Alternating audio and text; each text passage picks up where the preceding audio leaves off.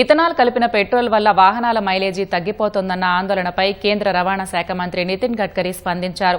సాధారణ వాహనదారులు తమ కారు మైలేజీని స్వయంగా ఖచ్చితంగా కొలవలేరని, కేవలం ఆథరైజ్డ్ డీలర్ల వద్ద ఉండే ప్రత్యేక యంత్రాలపైనే ఆధారపడాలని గడ్కరీ సూచించారు.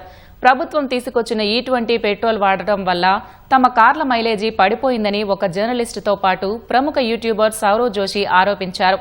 Car dash board display reading ద్వారా మైలేజీ పరీక్షించామని వారు పేర్కొన్నారు. ఈ నేపథ్యంలో స్పందించిన గడ్కరీ ఆ పద్ధతిని పూర్తిగా తోసిపుచ్చారు. మైలేజీ విషయంలో భయాలు అవసరం లేదన్నారు.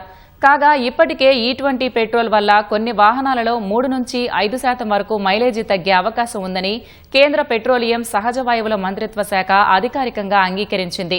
అయితే మైలేజీ అనేది కేవలం ఒక పరామితి మాత్రమేనని, కాలుష్యం, చమురు దిగుమతుల భారాన్ని తగ్గించడం వంటి పెద్ద లక్ష్యాలను పరిగణలోకి తీసుకోవాలని వాదించింది.